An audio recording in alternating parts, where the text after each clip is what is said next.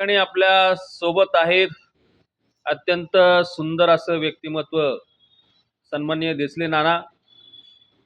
रुग्णांची सेवा करत असतात. नाना, तुम्ही हॉस्पिटलमध्ये काम करत असताना, या सगळ्या गोष्टी करत असताना तुम्हाला का असं वाटलं की आपल्यालाही बाबा भाषण करता आलं पाहिजे? असं काय काय तुमच्या आयुष्यामध्ये प्रसंग आला की तुम्हाला वाटलं की नाही आपणही भाषण केलं पाहिजे? नमस्कार. नमस्कार. भाषण कला ही अमृत कलेसारखी आहे. हा, अच्छा. भाषणाने समाजात स्थान निर्माण होत असते. हं. समाजात आपल्या बोलण्याचं, आपल्या वक्तृत्वाचं स्थान निर्माण होतात. ते समाजाच्या जडणघडणीमध्ये आपला सहभाग असला पाहिजे. हा.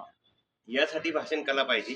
आपण 4 लोकांमध्ये जातो, आपले विचार मांडता आले पाहिजे. त्यांचे विचार समजून घेता आले आणि चांगल्या विचारांचा गाडा आपल्याला समाजासमोर न्यायचा असल्या कारणामुळे ही भाषण कला येणं गरजेचं आहे. आपण समाजात वावरत असतो. संत तुकाराम महाराजांचे अभंग आहेत. ज्ञानदानाची क्रिया आहे. समाज सुधारण्यासाठी, समाजाचं उत्थान करण्यासाठी, समाजाचा विकास करण्यासाठी, आपण चांगला ध्यास निर्माण करण्यासाठी भाषण कला शिकणे मला गरजेचे वाटले. याकरिता मी भाषण कला जॉईन केलेली आहे.